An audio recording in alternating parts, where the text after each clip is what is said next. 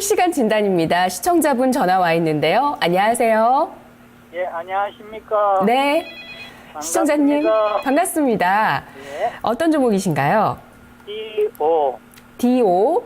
예. 네, 매수가 비중 얼마시죠? 12,100원에 10%. 12,100원에 10%. 예. 예. 보유하신 지 꽤 되셨나요? 제법 됐어요. 예. 제법 됐는데, 이게, 한 번은 매수가 위에 올라왔던 거, 지금은 내 잘 모르겠는데, 하여튼, 쭉 내려가다 요즘 조금 올라왔거든요. 네네. 근데 이게 매수가까지 올란가 아니면은 여기서 더 빠지면은 어떡하고 싶어서 매도 타임을 어느 선에 잡아야 되는 거 싶어서 전화를 한번 드려봤습니다. 네, DO. 의료기기 회사인데요. 그때 좀 전망 좋게 보신 거죠? 예? 전망이 좋다고 생각하셨는데 고점을 잡으신 건가요? 예. 맞습니다. 오래 기다리셨는데 매수가까지 다시 회복할 수 있을까요? 세 분 카운슬러가 답변해 드립니다. 한 분 선택해 주세요. 예, 이동진 전문가님. 네, 이동근 전문가님 찾으시죠? 예. 네. 예, 시청자님 반갑습니다. 예, 반갑습니다. 예. 이 디오를 아마 매수를 하신 게 제가 보니까 2013년도 한 2년 전이나 정도 되셨을 것 좀 같은데요. 됐습니다. 예. 혹시 그때 뭐 선거철 때 그때 뭐 매수하셨나요? 선거철이었는가 그럴 거예요 아마. 그래가지고 한번 팔았다가 다시 저점으로 내려오길래 다시 한번 들어간 거거든요. 이게 이제 디오 같은 경우에는 이전부터 약간 좀 끼가 있는 종목입니다. 이 끼가 있는 종목이라는 것은 그 세력들이 좀 많이 좀 만졌던 종목이고요. 약간 이제 테마성에 따라서 좀 움직였던 종목입니다. 옛날에 이제 DSI라고 해가지고 주로 이제 주차 설비 쪽이거든요. 예, 주차 설비 쪽에 이렇게 이제 만들던 회사인데 그거 가지고 이제 수익을 계속해서 내기가 좀 어렵거든요. 그러다 이제 신사업으로 해서 이제 임플란트, 쪽, 그러니까 임플란트 가이드, 스탠스 가이드라고 해서 이제 그런 쪽으로 이제 생산을 하면서, 이제 주차 설비하고 임플란트 요 두 개 가지고 이제 사업을 영위하고 있는 회사입니다. 근데 이제 2012년도에 보면은 이제 그 대선이 이제 그 진행이 되면서 대선 관련한 종목군들하고 같이 또 움직였던 그런 부분들도 있었던 종목입니다. 그런데 이제 최근 이제 그런 내용들이 이제 주가에 반영되면서 빠져나가면서 정말 이제 지루한 힘없는 이런 모습들이 전개가 됐는데 최근래 들어서 보면은 이제 다시 이제 코스닥 시장이 움직이면서 바이오주라든지 뭐 성장주 쪽에서는 이제 핀테크, 사물인터넷 요런 쪽 최근래 들어서 이제 바이오 요거 같은 디오 같은 경우는 이제 고령화, 뭐 헬스케어, 뭐 요런 쪽하고도 같이 이제 맞물리는 테마가 되겠습니다만, 요런 쪽이 움직이면서 조금씩 이제 바닥을 치고 올라오는 그런 종목입니다. 뭐 실적 개선이라든지 이런 내용들은 제가 그 재무제표라든지 이런 내용들을 봤을 때 뭐 괄목할 만한 내용들은 없어 보입니다. 다만 이제 2013년도에 적자가 나왔고 올 3분기에 보면은 영업 흑자가 나오면서 이제 흑자 전환을 하면서 뭐 적자는 면하지 않을까라는 생각을 일단 뭐 해볼 수 있겠습니다. 그렇지만 지금 현재 매출액이 지금 그 600억 정도 이렇게 되지 않을까 싶은데 지금 시가총액이 동사가 한 1117억 정도 나오거든요. 그 다음에 이제 부채 총 차입금이 한 478억 정도 되니까 사실상 차입금하고 그 다음에 매출액하고 시가총액하고 이런 거 따져봤을 때 주가가 시원하게 급등이 나오기 위해서는 뭔가 좀 계기가 있어야 될 것 같아요. 뭐 하다못해 지난번처럼 뭐 테마가 일든지 그런 테마가 아니다라면은 상승을 하더라도 조금 제한적이지 않을까 이렇게 보고 있습니다. 그래서 제가 우리 시청자님 계산을 해보니까 12,000원대 정도 지금 매수를 해서 10% 같으면 지금 현재가 대비해서 한 30% 정도가 지금 올라가야 되거든요. 올라가야 되고. 그래서 지금 많이 올라왔어요. 지금 그래도 많이 올라왔습니다. 많이 올라왔고. 그래서 이게 다시 미끄러지면은 진짜 골 아파서 어떻게 예, 미끄러지면은 어떻게 해야 뭐 되나 하락을 하게 싶은데. 되면은 또 지난번에 또 20 몇 % 정도까지 또 빠졌다가 올라왔지 않습니까? 예. 거의 뭐 한 반토막 정도 났다가 지금 이제 절반 정도 지금 회복한 이런 수준인데, 그래서 이제 여기에서 보면은 동사가 뭐 거래량도 별로 없습니다. 거래 대금도 2억 4천 정도밖에 안 되고, 뭐 세력들 혼자서 지금 뭐 이렇게 고군분투하고 있는 것들이 이렇게 봐지고 있는데, 한 10,000선 정도까지는 봐집니다. 10,000선 정도. 예, 10,000선 정도까지는 봐지는데, 10,000원을 강하게 돌파하지 못한다라면은 한 번쯤 매도를 하시는 게 어떨까라는 생각을 합니다. 예, 안 그래도 예, 지금 매도 어차피 이제 손절은 해야 될 거 없고 그래서 예, 어느 예. 시점에서 매도를 해야 되나 싶어서 한- 몇 번 전화를 진짜 몇 번 했는데 용케 오늘 한 번 냈습니다. 예. 아, 예, 예. 그래서 제가 좀 더 뭐 긍정적인 흐름을 뭐 드렸으면 좋겠는데, 일단 가격적이나, 그 다음에 매물대적인 어떤 뭐 기술적 측면으로 봤을 때는 10,000선 라인에서 한번 매도하시고요. 예. 뭐 12,000원에 매수해서 10,000원에 매도하면 20% 정도 손해보는 거 아닙니까? 아, 뭐, 예, 예, 전체적으로 뭐, 비중이 10% 정도니까 계좌 손실 한 2% 정도니까요. 뭐, 그거는 뭐 다른 데서 다른 종목 가지고 다 만회할 수 있는 부분이니까 마음고생하는 것보다 그냥 10,000원 선 정도에서 매도하시라고 제가 말씀드리겠습니다. 예, 안 그래도 마음고생 많이 해서 뭐 거의 포기하고 있었는데 예. 어차피 뭐 10,000원 정도 오면은 매도를 해야지. 예. 예, 아, 예. 그렇게 한번 10,000원을 뭐 강력하게 그래 이거는 뭐 그냥 탁 치고 오르진 못하지. 조금 열려 올라오겠지. 예, 그렇습니다. 지금 뭐 흐름 봐도 지금 뭐 그런 분위기고요. 예. 뭐 특별한 모멘텀이 있으면은 뭐 급등이 나오겠습니다. 그렇지 않으면은 한 10,000원 선 정도가 적정한 매도가가 되지 않을까 생각을 합니다. 예, 고맙습니다. 예. 네. 시청자님 고맙세요. 고맙습니다. 예. 네, 아유, 오늘 용케 연결이 되셨다고 하니까, 제가 다 죄송하네요. 네, 다음에는 또 잘 연결되시면 좋겠습니다. 다음 시청자분은 5773님께서 문자 주셨습니다. KT 뮤직을 갖고 계시는데 자꾸 밀려서 고민된다고 하신다네요. 손절을 해야 할까요? 이렇게 말씀해 주셨어요. KT 뮤직 매수가가 6,200원입니다. 40% 비중을 실으셔서 오늘 또 7%나 급락을 해서 마음고생 있으실 것 같아요. 오늘 5,540원에 마감됐습니다.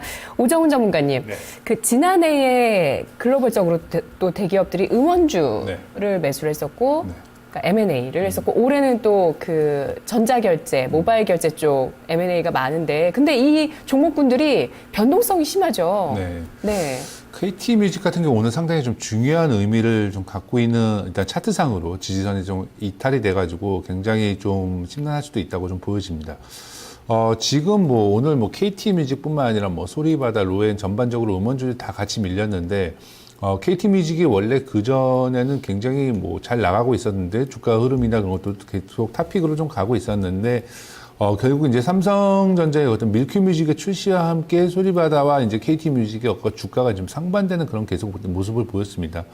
그런 부분들이 올해 이제 조금 어느 정도 이제 상쇄되면서 1월 초에 다시 이제 KT 뮤직이 하방 경직성을 좀 찍으면서 다시 이제 상승을 하는 듯해 보였는데, 최근에 다시 이제 삼성전자의 어떤 그 소리바다에 대한 어떤 투자 유치설, 물론 오늘 뭐 공식 부인을 하긴 했지만, 삼성전자 갤럭시 S6 출시와 더불어서 결국 그 밀큐뮤직과 어떤 소리바다와의 어떤 연계 가능성을 조금 더, 진행되지 않을까, 좀 그런 어떤 그런 우려감이나 이런 부분들이, 지금, 많이 좀, 반영이 되고 있는 것 같아요.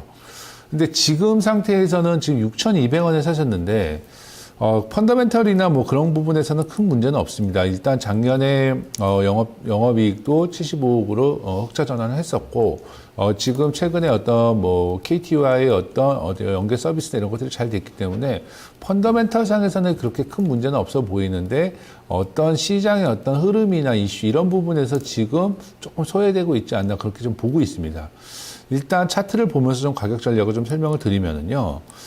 자, 지금 오늘 상당히 중요한 부분인데, 거의 이 매물대가 거의 다 몰려있는 이 121선, 뭐 201선, 뭐 61선 다 몰려있는 이 지지선 뭐 5,900원대가 그냥 무너지면서 바로 로스컷 물량이 같이 나오기 시작했죠. 그렇게 되면은 지금 얼마나 빨리 이 이 5,900원대를 지금 다시 커버를 할 수 있느냐, 이제 이런 부분이 관건인 것 같고요. 일단 지지선 같은 경우는 뭐 전저점인 뭐 5,300원까지도 한번 봐야 될 것 같고요. 정말 최악의 경우에는 뭐 이 4,750원까지도 봐야 되는데 4,750원까지는 조금 힘들 것 같고 그렇게까지 밀릴 것 같지는 않고요. 한 5,300원대의 뭐 하방경직선까지는 좀 보셔야 되지 않을까 좀 싶고요. 일단 하락에 대해서는요.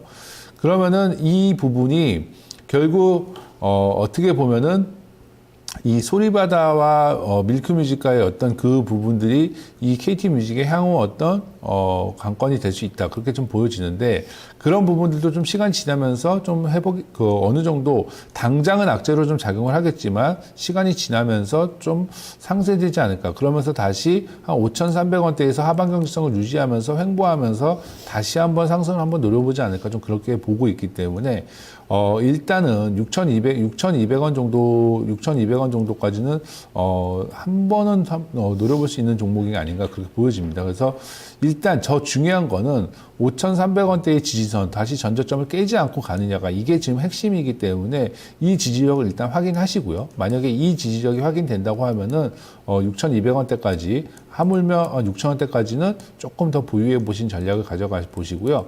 만약에 5,300원이 이탈되면은 그 다음에는 5,000원도 좀 무시할 수 없기 때문에 그때는 정말 뭐 손절도 생각해 봐야 되지 않을까, 그렇게 판단하고 있습니다. 네, 알겠습니다. 시청자님이 전화 걸어주셨네요. 안녕하세요. 예, 안녕하세요. 네, 어떤 종목 있으신가요? 현대모비스 궁금합니다. 네, 매수가 비중 얼마신가요? 25만 5천 원이고요. 네, 비중은 30%입니다. 예, 언제 매수하셨나요? 이슈는 이제 뭐 글로비스랑 이슈가 좀 있을 때 네네. 좀 내려올 때 샀습니다. 아, 네. 예, 그래서 제 이슈가 있을 때 그 금액을 넘어섰었는데 매도 안 하고 좀 기다리고 있거든요. 네. 예, 그런데 내려갔다가 다시 요즘에 반등을 해줘서 네, 최근에 27만 원까지 올라갔었는데 그 이상은 갈 수 있다고 보시고 계속 보유 중이시네요. 예, 실제적으로는 성장성이 제일 궁금하고요. 예. S&P에서 현대차, 기아차, 현대모비스의 신용등급을 상향했던가라는 그런 기사를 제가 본 적이 있어요. 네. 예, 그러면 여러 가지를 종합해 볼 때 신용평가회사가 종합적으로 괜찮은 회사가라고 판단한 것 같아서 계속 보유하고 있는 중입니다. 알겠습니다. 과연 그 지배구조 이슈 이후에 그 관련해서 매수는 하셨지만 기업의 성장성이 가장 궁금하다고 얘기해 주셨는데요. 자, 그럼 현대모비스 저희 진단해 볼게요. 세 분 카운슬러 중에서 선택해 주시죠. 이동근 전문가님. 네, 전문가님. 예, 시청자님 안녕하십니까? 예, 안녕하십니까? 예. 뭐 잘 매수하신 것 같습니다. 현대모비스 같은 경우에는 지금 이제 뭐 현대모비스의 성장성이라든지 뭐 수익성이라든지 그다음에 신용등급 뭐 이런 지배구조 이슈 뭐 이런 내용들을 이제 복합적으로 이렇게 본다라면은 지금 가격대는 상당히 저는 좀 싸다 이렇게 보는데요.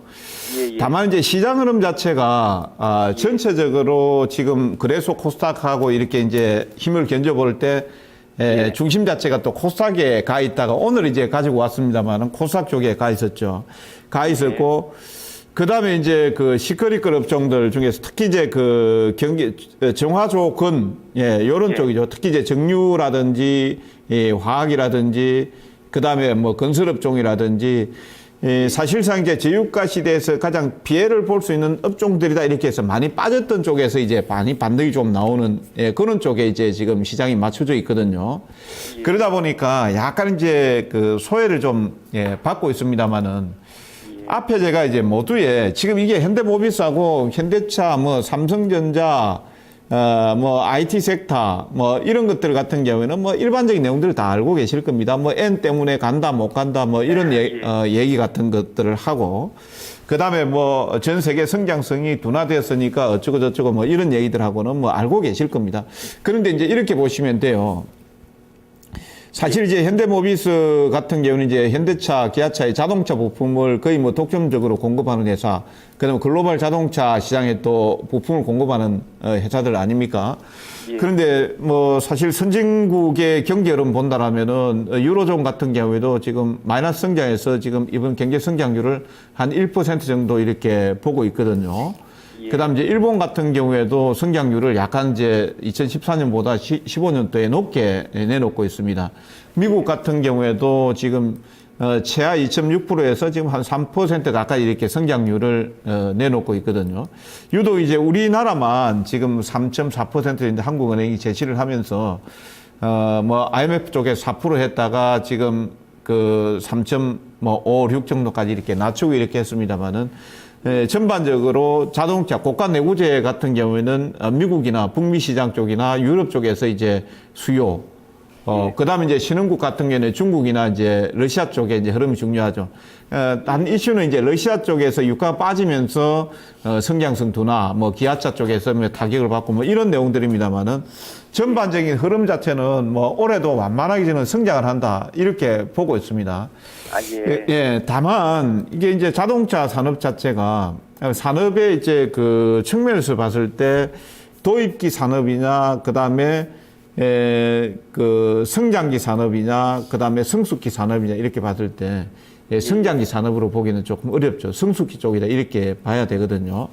예. 그렇기 때문에 성장의 속도는 아주 완만할 것이다 이렇게 봅니다. 그게 이제 어디에서 나타나냐면은 영업이익률이라든지 이런 내용들을 봤을 때 2012년도 보면은 한 9.4% 정도 됐거든요. 됐는데 지금 영업이익률이 2014년도, 13년도 보면은 약간 낮은 8.3% 정도가 나옵니다. 뭐 대형주 치고는 지금 작년도 경기 안 좋은데 이 정도면은 상당히 양호한 편입니다. 영업이익률 자체가. 그 다음에 이제 자기자본이익률이 지금 한 16% 정도 나오니까 워렌 버핏도 얘기하지 않습니까? 15% 이상 정도 되는 기업 투자하라고요. 그래서 현대모비스는 제가 봤을 때는 싸다 이렇게 보고 있고 지금 시장의 순환 측면에서 봤을 때 아직까지 자동차 섹터 쪽으로 강하게 오지 않았을 뿐이다 이렇게 보시면 될 것 같고요. 자기 순서는 분명히 온다 이렇게 보고 있습니다. 예. 그 다음에 아까 이제 그 제가 지수를 설명을 드리면서 어차피 이거는 이제 지수가 올라가야 됩니다. 뭐 아무리 현대모비스 혼자 가려고 해도 지수 안 올라가면 못 가거든요. 근데 코스피 지수 한번 보십시오. 1990에서 뭐 2000포인트 정도 이번은 상승으로 보는데요. 예. 20일 이동 평균선하고 60일 이동 평균선 자체가 바닥치고 위쪽으로 터닝 포인트 잡았습니다. 예. 그래서 약간 빠진다 하더라도 오히려 이제 이번에 이제 저점 다지고 올라오게 되면은 예. 지난번 이제 현대차 한전부지 악재건으로 해서 급락이 나왔던 자리에 하단이 지금 27만 원대 정도 되거든요. 예. 예. 예, 단기적으로는 여기까지는 올라올 것이다 이렇게 보고 있습니다. 예. 예, 그래서 27만 원 단기 목표가 그 이상 뭐 가는 거는 시장 흐름 보시면서 대응하시기 바라고요. 목표가 그 정도 잡으시고요. 예. 예. 제가 지금 라인에서 뭐 이 종목이 손절가 얼마다 이게 제시하지 않겠습니다. 왜 그러냐면 손절가 사실 필요 없습니다. 예. 제가 봤을 때는 특별한 경우 아니면은 지난번처럼 다시 저점 깨고 밑으로 내려가서 완전히 하단 이탈하거나 이런 상황은 아니다라고 보거든요.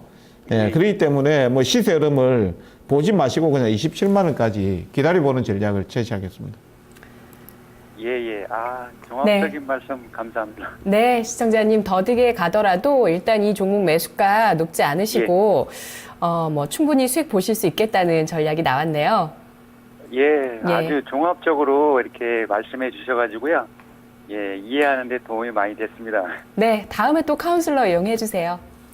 예. 알겠습니다. 고맙습니다. 예, 고맙습니다. 네, 그리고 이어서 또 문자 보내주신 분 보죠. 7926님께서 두산 엔진 갖고 계십니다. 매수가가 12,500원, 비중 20% 있으신데요.